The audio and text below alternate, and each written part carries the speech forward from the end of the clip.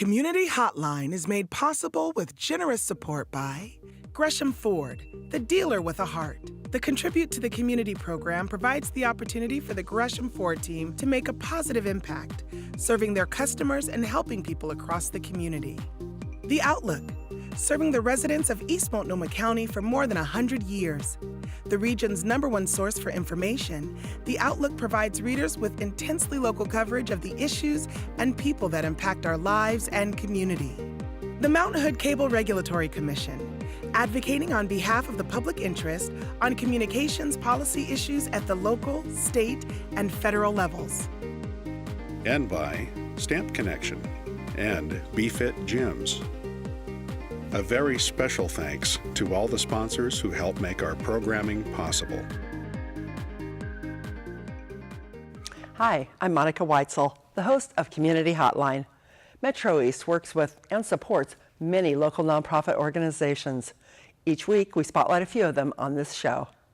Tonight, we'll start by talking with the director of the Rockwood Center. This community gathering place offers opportunities in the arts, culture, and more. Then we'll chat with the Blinded Veterans Association. With their support, blinded veterans can continue to be civically engaged and contribute to their community alongside their fellow citizens. And finally, we'll close by finding out about a new Gresham event, the Lilac Run. This half marathon put on by the City of Gresham is a benefit for local charity Family of Friends Mentoring. But you don't have to be a runner to participate. Get the details on the Lilac Run and much more on tonight's episode of Community Hotline, coming up next.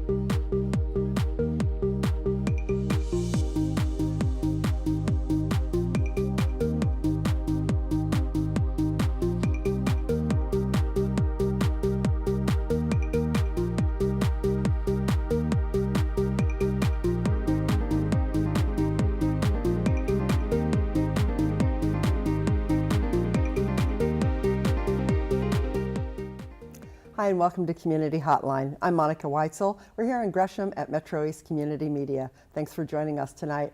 We have a full show, and we're going to start out talking with the director of the Rockwood Center. Here to represent the center is Dr. Laverne Lewis. Thank you for being here. Thank you for inviting me. I'm real excited to be here tonight. Oh, it's great to have you here. I met you at the Rockwood Center. I believe it was at Thanksgiving, on Thanksgiving, yes, right? Yes. And one of the events that are held there, it was a annual Thanksgiving dinner for anybody in the community who needed a Thanksgiving dinner. Yes, right? It was one of our partnership agreements with Snowcap, and it was our second year, along with Bruce, who leads the charge and setting up the full meals, and just, it's a wonderful, I think they have about 30 to 40 volunteers that come. Yeah. It's a wonderful community event, and we really enjoy partnering with Snowcap to do that. Good, good. And it's been held at that location for about, I think, 16 or 17 years, yes. But before it was actually called the Rockwood Center. So maybe you could tell me, Laverne, about the progression from the church that it used to be to the Rockwood Center. Oh, okay.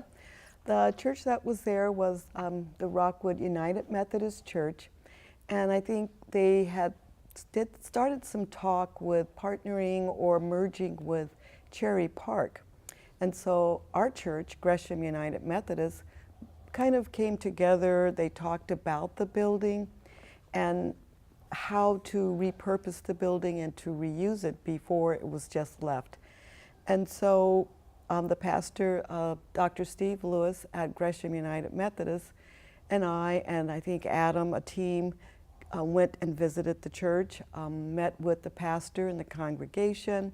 They held a, charge conference with the superintendent, and a plan was born. A plan was born. It was born, and it's just something new that has not been done before. of how to keep a building that is sacred, a sacred space, and then how to have that building lean into a community and be used by the community. Very well said. Yeah. I like that it's a community gathering space, but you still have that spiritual component to it. Yes. Is that yes. right? Yeah. Yes.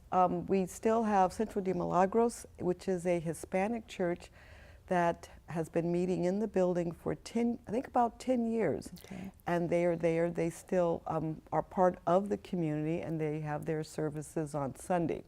One of the unique things about the Rockwood Center is it does not have a standing congregation, such as most that we're familiar with in churches. Right. And so that gives to how do we use the building and still be a sacred space. And then that gives to our vision of being for the community, how do we bring in the culture of the community. There's 64 different types of languages, and so Rockwood is a unique community in itself. So it's very inclusive of the community that surrounds the center. Right, and so through that, looking at the culture, opportunities, education,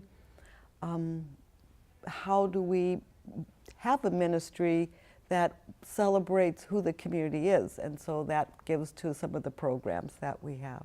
I like that the community itself really informs what you do, rather than you telling the community what they should be doing. That's the old model, and in many, many ways, the community will tell you. They will always tell you what they need, and one of the things that we did before launching in, like many churches, of here it is, and then y'all come, it's right. That's it's exactly what right. do we hear? And one of the key things that was part of the demographics and the Rockwood Speaks and Rockwood Talks, that was part of the information that we studied, was early childhood education.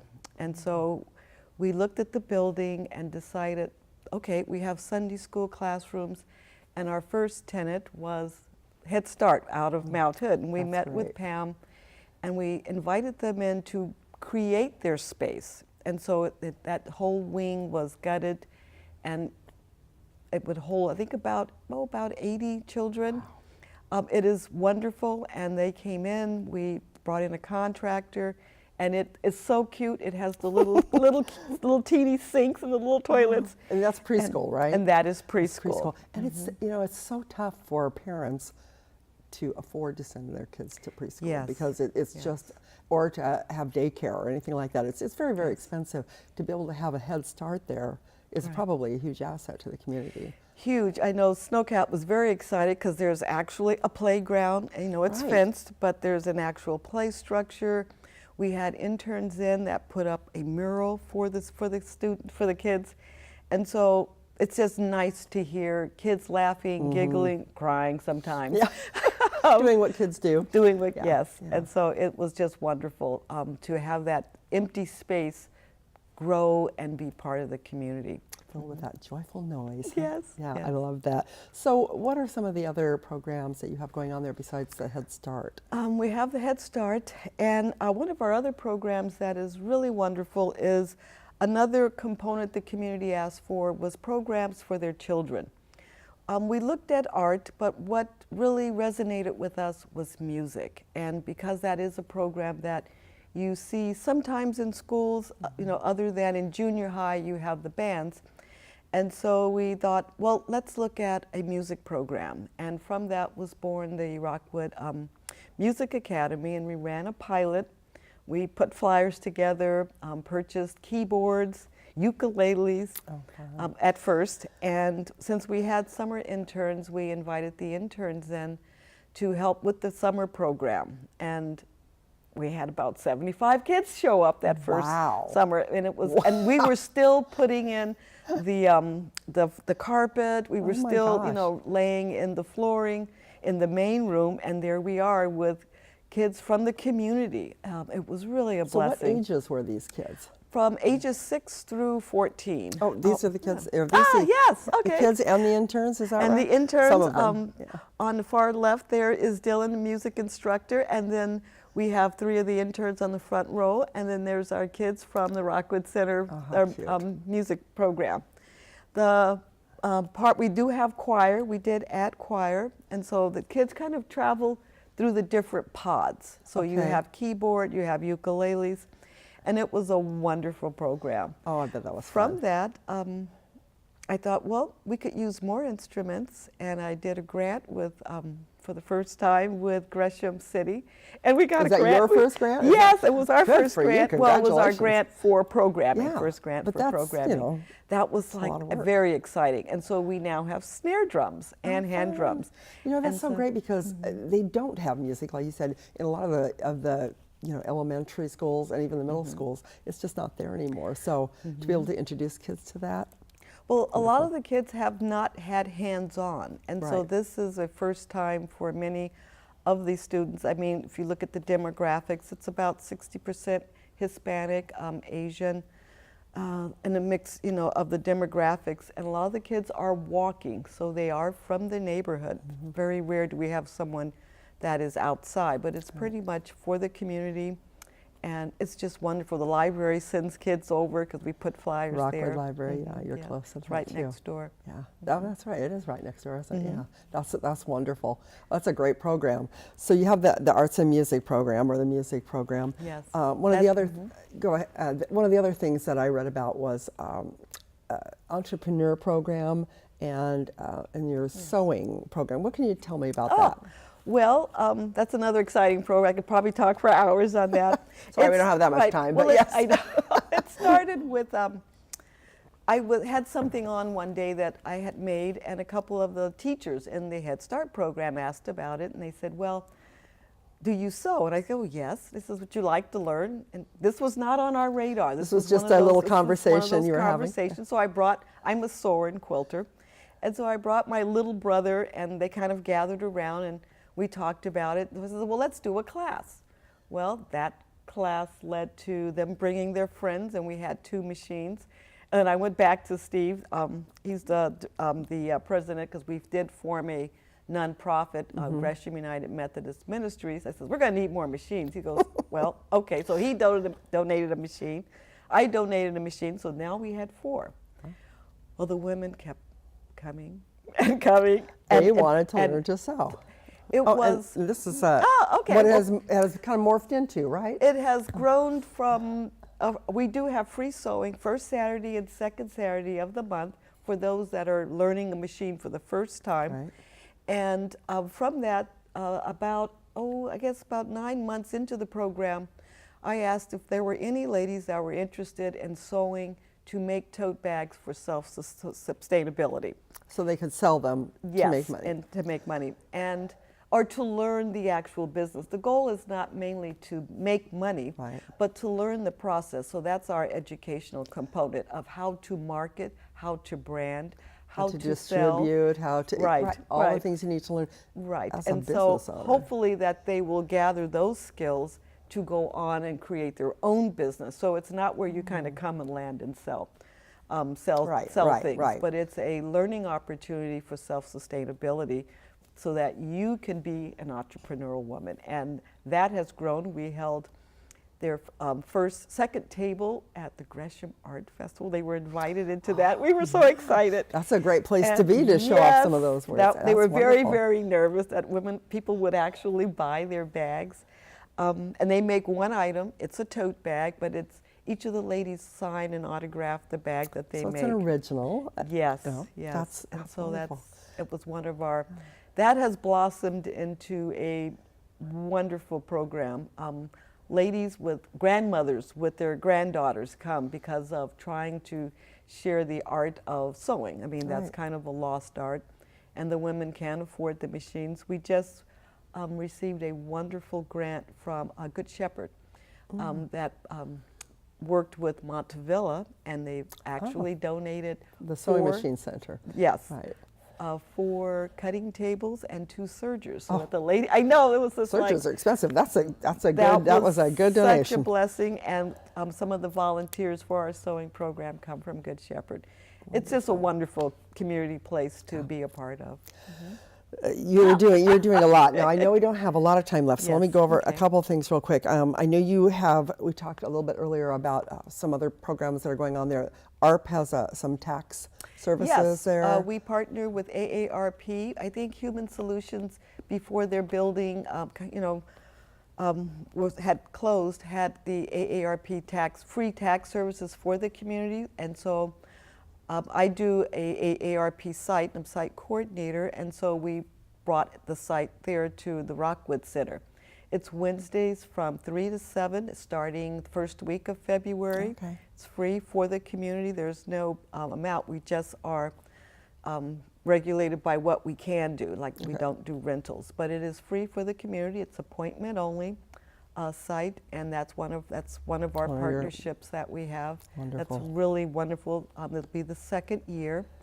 We also partnered with the indigenous community and had a marketplace on Black Friday. It was decolonizing Black Friday, and that was wonderful. Channel 2 News came and filmed a lot of the wonderful artists.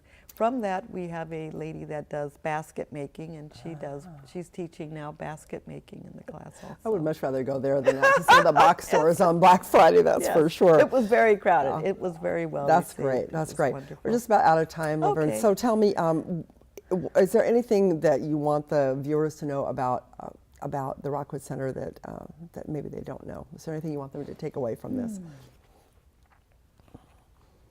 The Rockwood Center is a sacred space that shows how community can come together to bring programs for the community to use in the day-to-day. I would say listening, it's one of the important centers that listens to the community and what the needs are, and rising to meet the needs where the community is, as opposed to creating those that we think the community needs.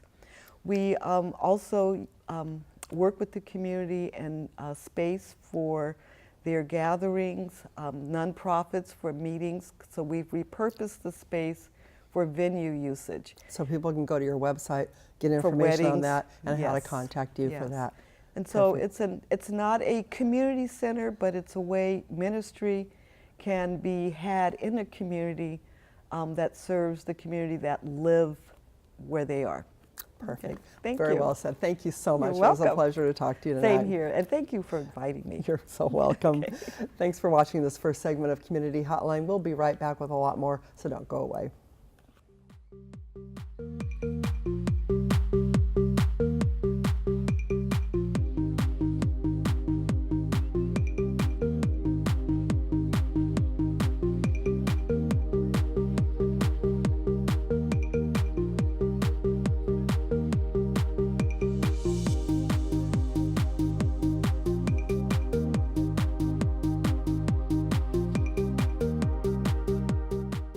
Community Hotline is made possible with generous support by Gresham Ford, the dealer with a heart.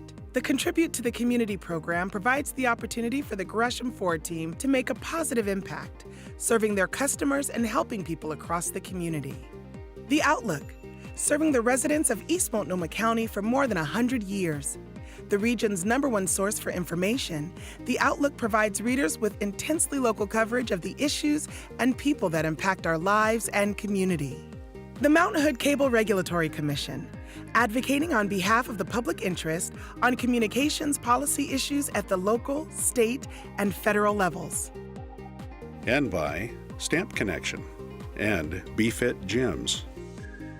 A very special thanks to all the sponsors who help make our programming possible.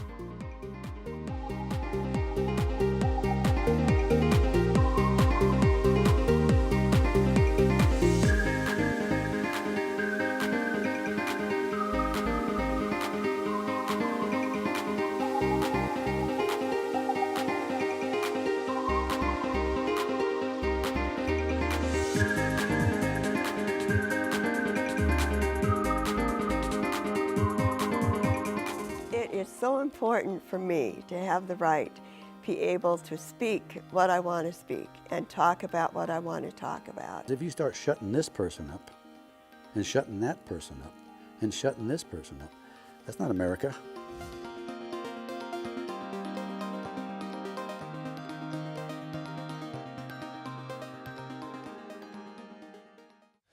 Hi, I'm Benjamin, and this is Angie. We're with Multnomah ESD Hospital School Program at Unity Center for Behavioral Health. Every week, Community Hotline introduces you to local nonprofit organizations like ours, working to improve your world. Tune in.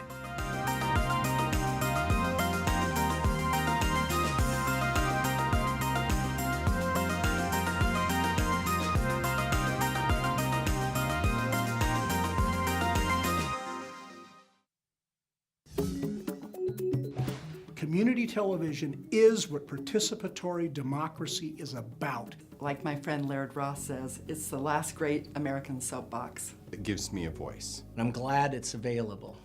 It's incredibly important to protect a place where all users of locally based nonprofit media have a place to speak and share their stories.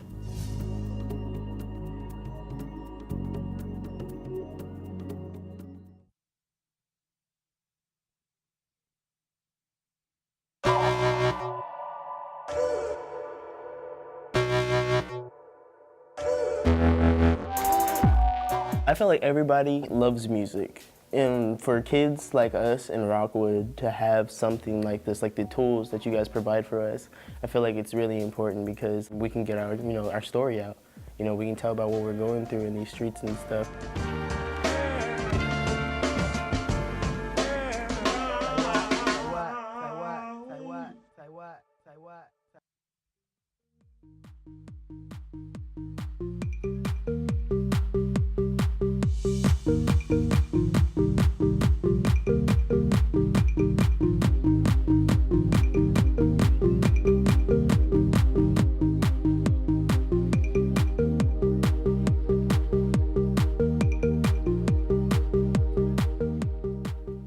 Hi, and welcome back to Community Hotline. I'm Monica Weitzel. We're here in Gresham at MetroEast Community Media. And now I'm very happy to have back in the studio my friend Stephen Butler. It's a pleasure to have you here.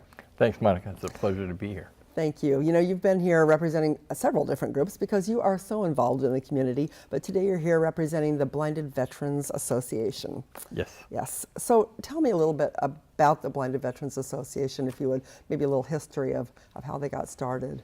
It's really very interesting. The Blinded Veterans was a group of vets in World War II who were blinded in combat.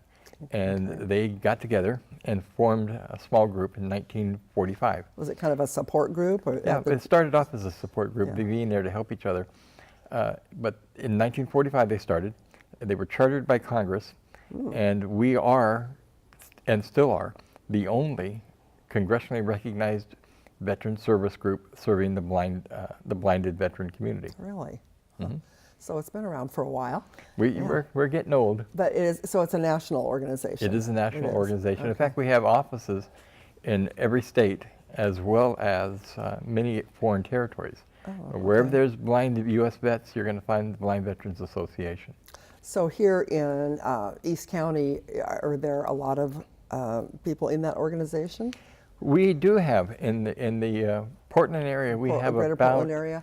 In the Greater Portland area, I believe we have about 344 members currently. That's quite a few. Yes. That's quite a few. But it doesn't serve just totally blind. Low vision as well. Like for example, if they're legally blind, then we're there to help meet their needs.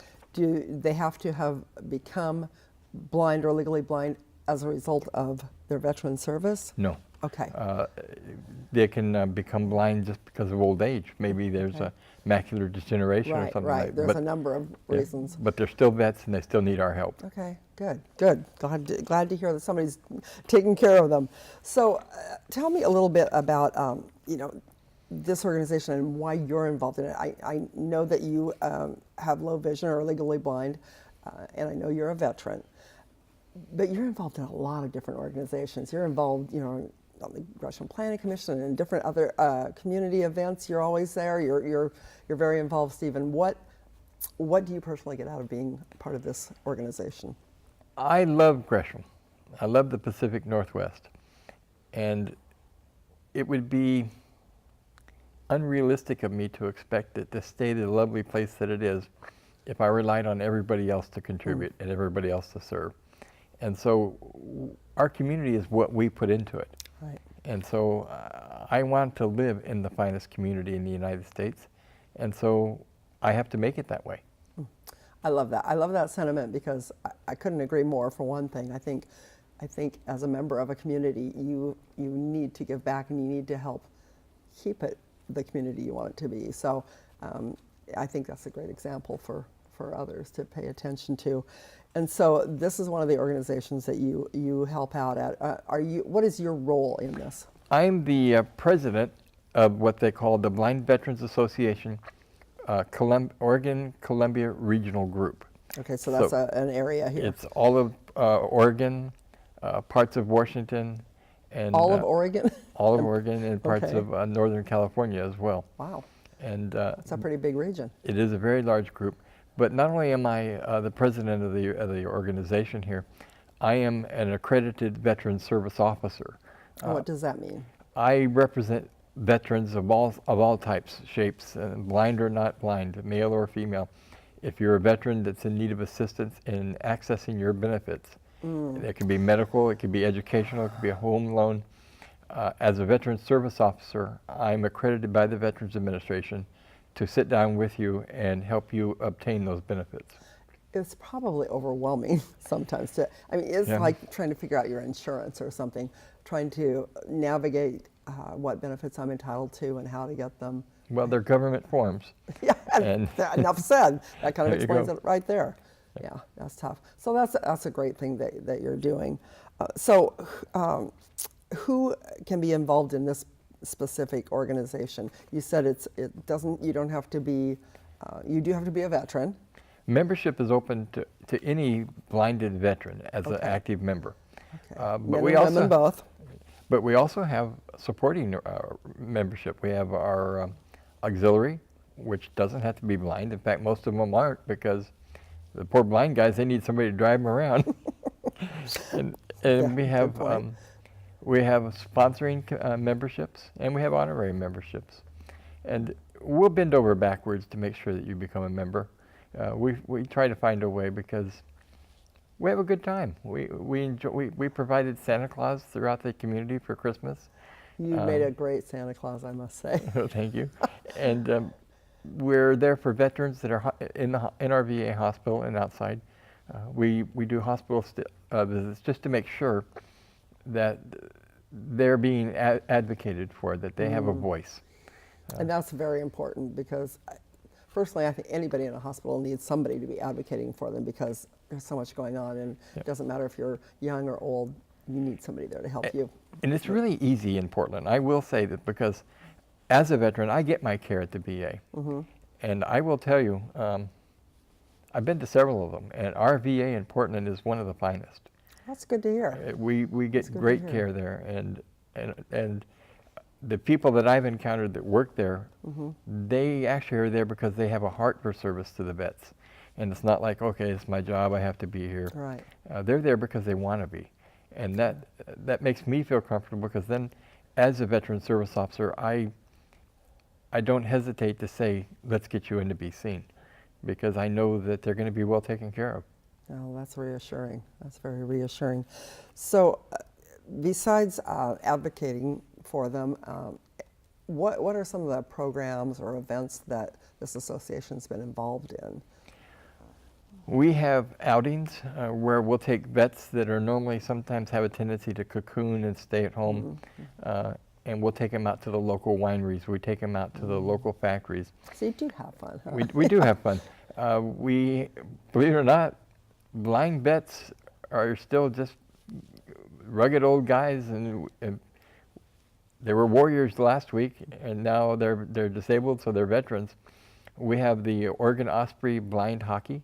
We actually have a Whoa, really? ice hockey by the blind. You have done some amazing things, I know. I have heard some of the stories of things that you've done that Well, I would be scared to do. Ice hockey for the blind is great, because you can body check and they say, oh, sorry, I didn't see you. But it's a growing thing. Ice hockey is really big in the East Coast. In fact, I believe there's 4 or 5 blind teams there. Is that right? And is there a league? Do they have a league back there? there? There is, and we're sponsored by USA Hockey. Oh, great. And the BVA, they work together. And the biggest struggle we have in Oregon is finding time on ice, because all of the ice rinks are really booked up. Right. And this year we don't have any ice even on the street, so yeah, you know, can't do it out on the streets. Huh? But that's probably a good thing. and a lot of our vets, they go out and they do fishing excursions. Yeah. They do camping. They go out on lawn camping. But we're also there to support their social needs, because it's really easy to say, "Oh, I can't do that, so I'm just going to stay home." It's a lot harder to say, "I can do that. There's nothing I can't do." Yeah, just making that first step and getting out. Now there are challenges. Like take for example PTSD. Most of your vets have seen combat or they've seen trauma, and so PTSD is an issue that as veterans they're dealing with. And PTSD can be very problematic. I mean, it can really take over your person, and it's difficult to deal with. Well, a blind vet has all the same issues that he's dealing with, except now he's doing it in the dark. Your blind vet who has PTSD has no point of reference. So when somebody comes up and taps you on the shoulder, you don't have a clue who it is. All you know is that there's somebody behind you and that you've now been grabbed. And so you'll see the trigger is there. So we're there to work with our vets and let them know you're not alone. You're not alone. Yeah, and that would be very, very difficult. And the VA has what's called VIST, V-I-S-T, which is Vision Impairment Service Team. And they have a whole team set up to deal with the low vision and blinded vets. And they do an outstanding job. They really do a great job. What kinds of things do they do? Oh, we'll go up to, for example, American Lake and do a 6-week residential rehab program, learning how to walk. How do you cook without setting your kitchen on fire?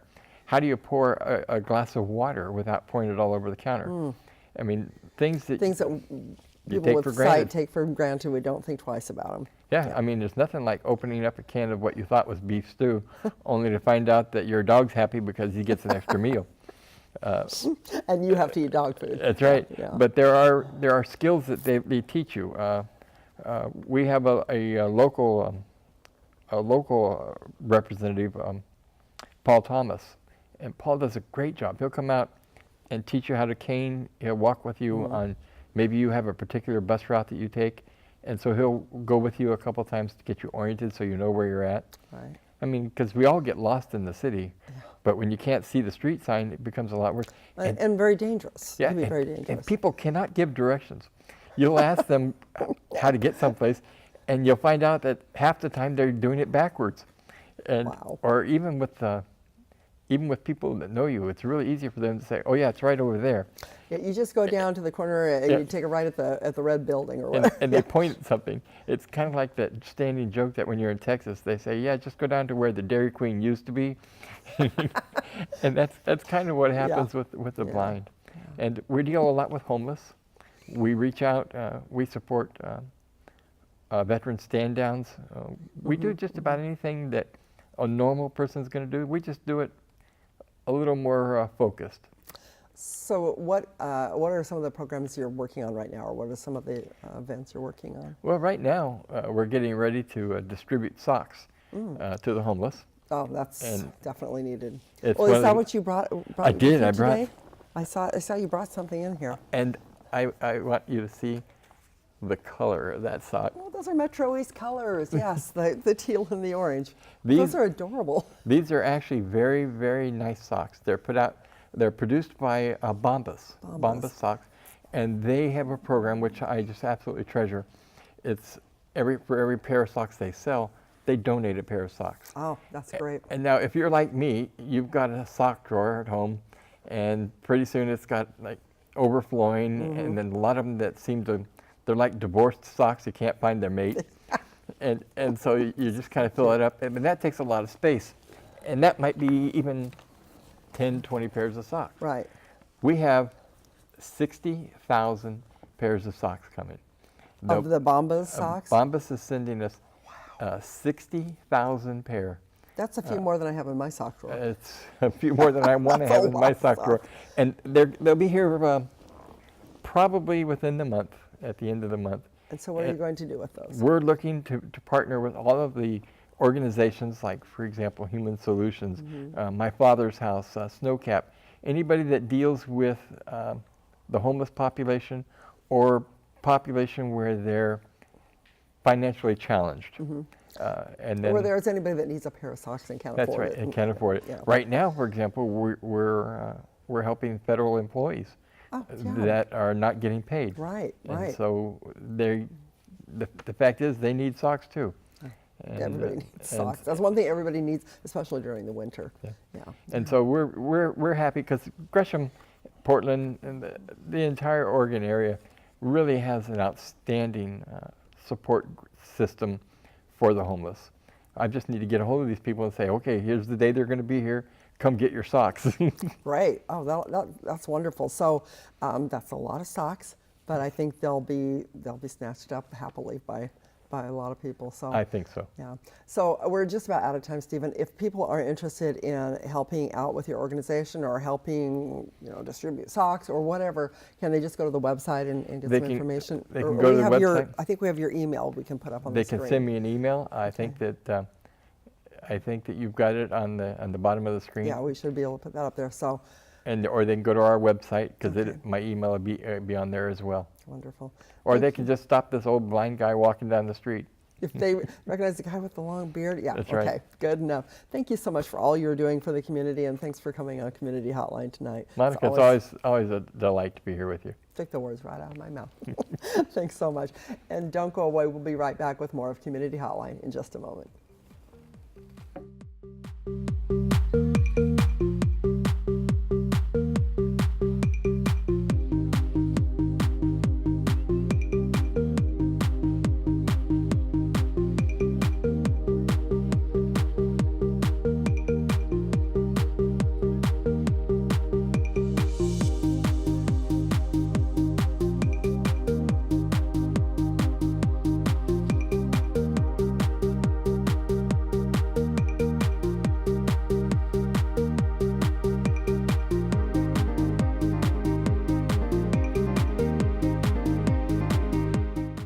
Community Hotline is made possible with generous support by Gresham Ford, the dealer with a heart.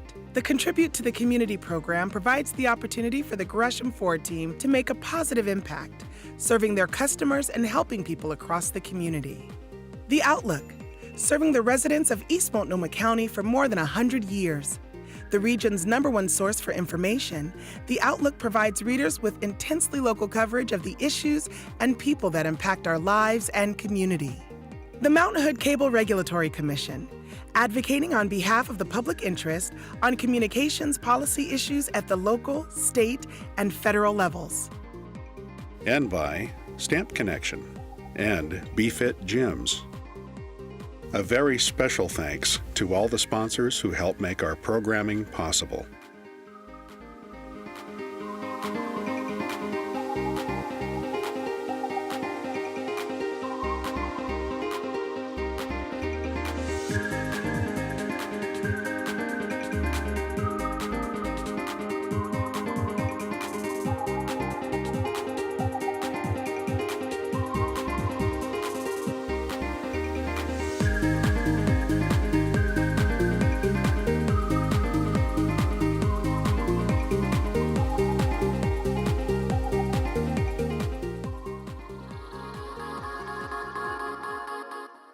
The future is accessible. Everything we do today paves the way for tomorrow. Como medios comunitarios, tenemos una parte importante en una cultura que está constantemente cambiando.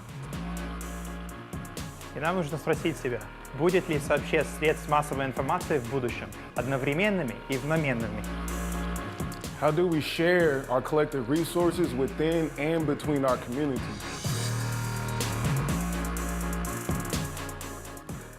Làm thế nào chúng ta có thể sử dụng công nghệ truyền thông chúng ta muốn làm cho tương lai của chúng ta tốt đẹp hơn?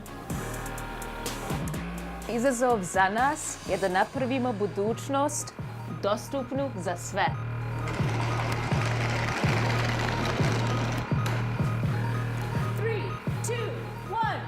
To start the conversation, join us at MetroEast Community Media.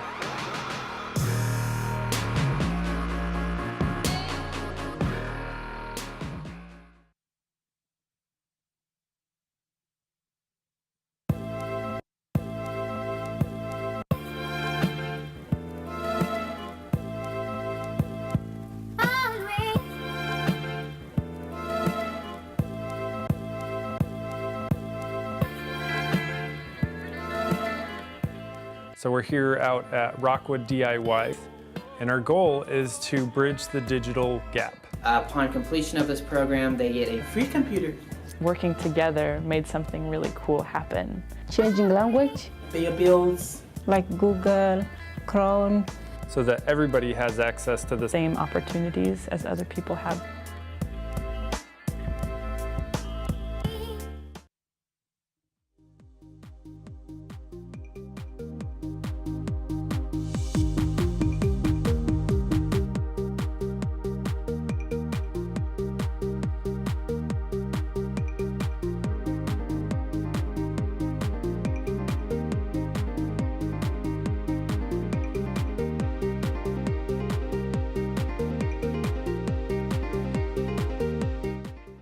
Hi, and welcome back to Community Hotline. I'm Monica Weitzel. We're here in Gresham at MetroEast Community Media.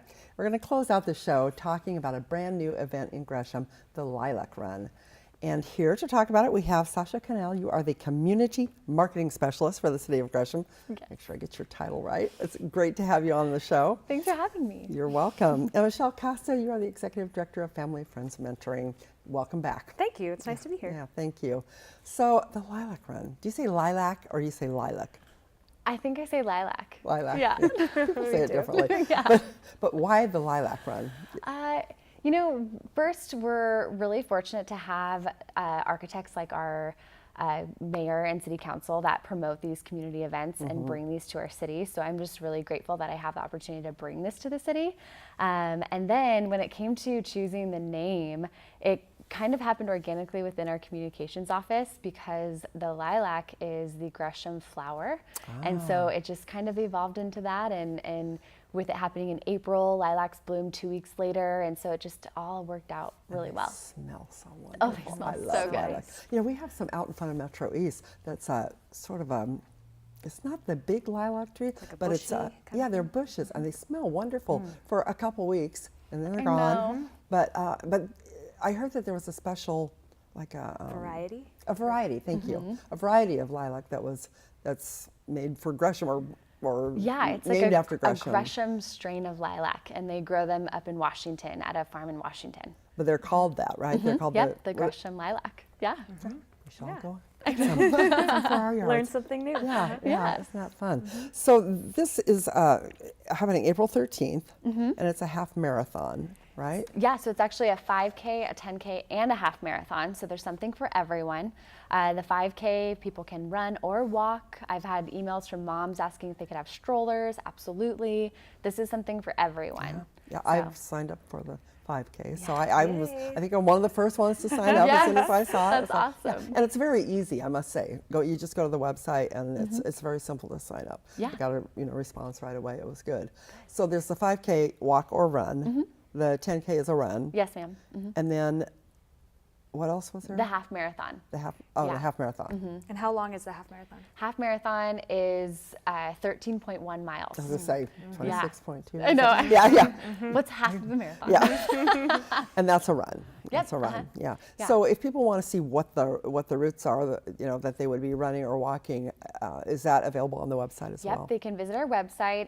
Some of the courses are subject to change based on weather conditions because some of the trails that we're using for the half marathon and 10K are on some unpaved surfaces. We just have to be careful with water and make sure that if it's been really muddy, we'll get through the weather. Yeah. Because we have our wet spring coming up. Yeah, and we usually do. So where does the half marathon go? Yeah, so all races start and finish at City Hall, which is great. We'll have a ton of parking, and then we have a great spot for all of our vendors for post-race.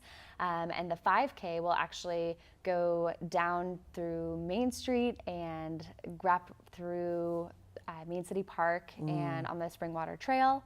The 10K hits our Springwater Trail, the Weiss Trail, the Gresham Fairview, and the half marathon actually hits all of those as well as our Butler Creek Trail. That's great. Yeah. Well, that's really great for people, especially that have never been on those trails. Right. To be able to see something they've never seen and see a part of the area that they are not familiar with. Yeah, they're kind of like our hidden gems of Gresham, I feel like. So I'm really excited for people. I've been on all those, and I don't think I have. So yeah, that'd be fun. So Michelle, how are you involved in this? So so we are lucky enough our program, Family of Friends Mentoring, is lucky enough to be the beneficiaries of this race. We have an amazing partnership with the City of Gresham. You do. It's kind of a unique partnership. Yes, yes. So our program, it's a youth mentoring program, and we used to be a part of a larger organization in Portland. But in 2016, from some initiatives that came out of City Hall in Gresham and some city employees who were trying to be or applying to be mentors with us, they actually helped us spin off from our organization, become an independent nonprofit, and come to serve Gresham and actually be located here in Gresham. So, it's really great to be asked to come for a nonprofit to be saying, we need your services here, please come. Oh my gosh, absolutely. We'll support you. We'll help you out. Definitely. And it was so amazing for us because we had our longest wait list of kids that were looking for mentors, sort of located in the Gresham and sort of East County area. But you were in Portland. But we were in Portland, so we couldn't recruit the mentors out. We just didn't have the staff. So being out here and then partnering with the city has been a huge, huge benefit for our kids and our families. So we've been able to recruit a ton more mentors and match more kids than ever. I bet you still have a waiting list. We definitely still have a waiting list, yes. Because there's such a need, such a need for that. I mean, I think mentoring is such a great thing for the kids, but also from the mentors that I've talked to who are involved with Family and Friends. It's a pretty cool experience. Oh my gosh, our mentors actually, they're amazing people, and they tell me time and time again that they come into this program looking to help someone and end up having their lives changed by their relationship with this kid. So it was very cool. So will there be any pairs of mentors, mentees in the race? Yes, definitely. Yes. So we have a handful of matches that have already registered. Wonderful. A handful of mentors. A couple of matches are actually going to run it with their mentee. I think that's great. That's a perfect thing to do, right? Yeah. So much fun, yeah. And especially because in our program we want to promote health, physical health, but also emotional health and sort of exploring, getting outside your comfort zone a little bit. So mentors are really encouraging their kids to do that. And then I don't know if you mentioned there is the 1 mile. 1K. I'm sorry, 1K. So it's it's less than, is more than a mile? It's less than a mile. Less than a mile. Yeah. That's even better. Yeah, exactly. I should do that one. Yeah. It's the Little Lilac Run. And so it's just a 1K that starts at City Hall and goes down the Y-East to basically to Civic Drive down in that area and then right back. And so, and that's for whom? Yeah, it's free for children 12 and under, and they actually get a little lilac medal. So and they just they visit the website, and there's instructions about how to get their kids all registered. So and if you're a little kid, probably bring a grown-up with you, right? Oh, absolutely. Yes. Yeah. Must be monitored. Okay. If we have these kids running off. So we're hoping that a couple of our kids and at least a few will be able to do that race as well. That'll be great. That'll be fun. Yeah. So you said something about a post-run. What happens after the run? Oh man, we have some really exciting things lined up because of all of our amazing sponsors that we have for the Gresham Lilac Run. Maybe you should mention a couple of those. Yes, I do want to mention those, and I have them written down just in case I forget. Good. But we have a presenting sponsor, which is Unitas Community Credit Union, and they have been amazing, opening a branch here in Gresham in March. That's right. Yeah. So we also have Owens Corning, Migration Brewing, Mount Hood Community College, Canal Construction and Demolition, Core Coffee, Eastwind Running Endurance, Powell Valley Assisted Living, Marathon Printing, and On Semiconductor. Wow, so those are some good sponsors. Absolutely, and they were also thrilled to be a part of this because it's a wellness event in Gresham, but also supporting Family of Friends. So a lot of those partnerships came from being so supportive of Family of Friends too. Yeah, that's wonderful. Yeah. And like Powell Valley, I know they support, I think it's the Chamber's wellness events that they have, and so they'll probably maybe they'll have some of the older folks out there. So, and because of all of those guys, the post-race events that we're having, so Migration Brewing will actually have beer for all participants 21 and over. I was going to say, but we'll have Core Coffee there. He'll be serving Core Coffee and some drinks and stuff for those that aren't drinking. And then Chris Cakes Northwest will be serving a pancake breakfast, so pancakes and links. For all participants and pancakes and links and beer. And I know. That's kind of that's pretty enticing right there. Yeah. Run your 5K and then eat good food and drink beer. Yeah. That's why sounds like fun. Exactly. And then to support Family and Friends. Helps you towards the finish line. Doing this for you and your organization, Michelle. We work together as a community. There you go. So where will that all happen? Right at City Hall You're then? right at City Hall, yeah. We have a wonderful patio that sits outside of the Liberty Lounge at City Hall, and so we'll... Where that little Liberty statue is. Exactly, yeah. So even if it is pouring down rain, we'll have some... tent covers or something. Some safe haven for people. Oh, good, good. Yeah, so they won't be drenched. Yeah, that'll be fun. But you know, in Portland area in Oregon, you get used to running in the rain and walking in the rain. Yeah. So and sometimes you get those fabulous spring days yeah, too. sometimes you do. So. Yeah. And it's when all the beautiful flowers come out, so Exactly. it's all a good deal. So this is going to happen on April 13th. When is there a deadline for signing up? Yes, everyone needs to sign up by March 1st to guarantee a spot, as well as a t-shirt and a medal. We are capping the race, so it's really important to sign up quickly because those spots are filling up, which is exciting. That's so good. For so everyone, you've gotten a pretty good response already? Yeah, it's been really, I don't want to say overwhelming because I'm excited about it, but there's a lot of support for this race, and just people really jacked that this is at Gresham and stoked to run. Well, this is the first ever, right? Yeah. You have not done this before. Nope. And I don't really know of any other races that the city There's been a few done. other races around the community, but nothing that the city of Gresham has hosted, and so this is really exciting. Wonderful, and they do a good job of hosting events. Yeah, I think so. They do. Yeah. So, okay, so what are you most looking forward to? I think just people gathering. That's why I love planning events, is just getting people together because they're all excited to be there. No one's there because they don't want to be. Right. So yeah, everyone's excited. Migration Brewing has been an amazing community partner to work with, as well as Unitas Community Credit Union. So just everything that they have in store for the race, I think it's going to be really exciting for everyone. So Michelle, as the executive director of Family and Friends, do you have a specific use for this particular money, or does it go into like a general fund to support your services? No, it does go into a general fund, but we have, since it was a little bit unexpected too, we hadn't planned for it like back when we did our budget last year, so we were really excited because there's a huge need. We have some need for grant writing, and so this money will actually help us bring on a contract grant writer so that I can focus more. So you don't have not to write do all those grants. grants. Yes, That's a lot exactly. Of work. Yeah. And so we'll let an expert do that. But then I can go out and recruit more mentors and have that time. So it's really having that effect, that double effect of helping us write grants, but also helping us recruit more mentors. So it's really been it's going to have a huge impact. Wonderful. And while we have this opportunity, if people are interested in becoming a mentor, tell them what they need to know.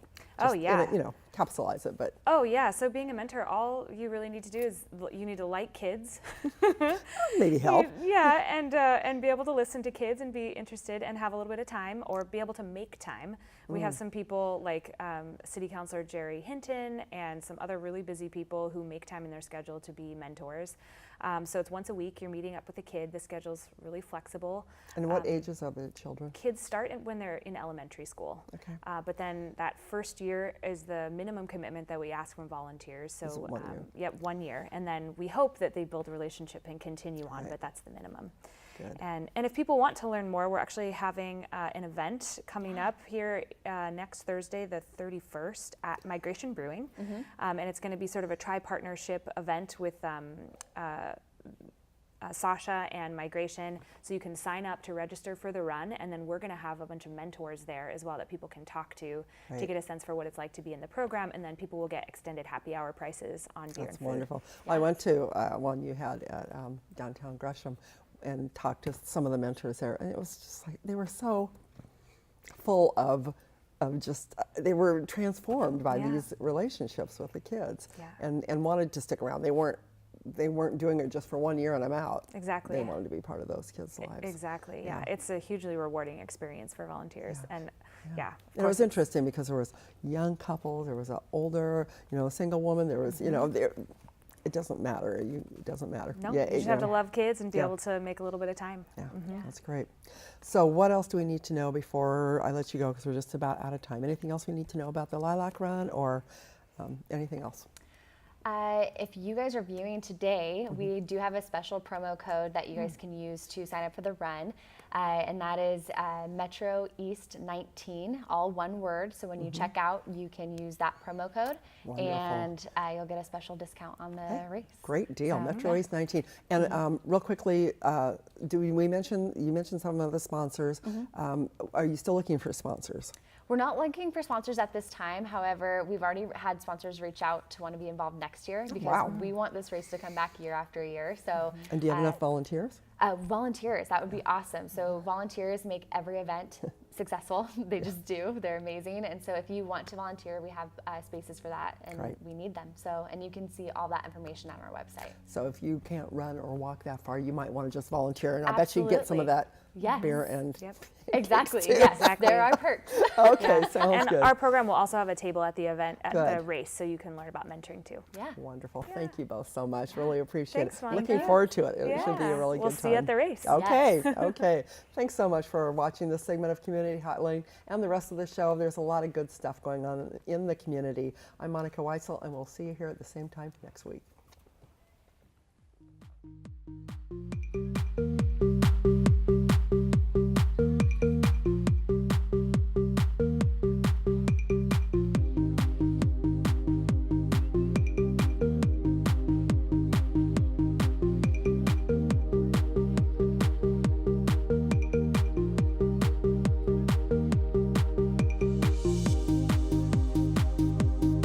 Community Hotline is made possible with generous support by Gresham Ford, the dealer with a heart. The Contribute to the Community program provides the opportunity for the Gresham Ford team to make a positive impact, serving their customers and helping people across the community. The Outlook, serving the residents of East Multnomah County for more than 100 years. The region's #1 source for information, The Outlook provides readers with intensely local coverage of the issues and people that impact our lives and community. The Mountain Hood Cable Regulatory Commission, advocating on behalf of the public interest on communications policy issues at the local, state, and federal levels. And by Stamp Connection and BeFit Gyms. A very special thanks to all the sponsors who help make our programming possible.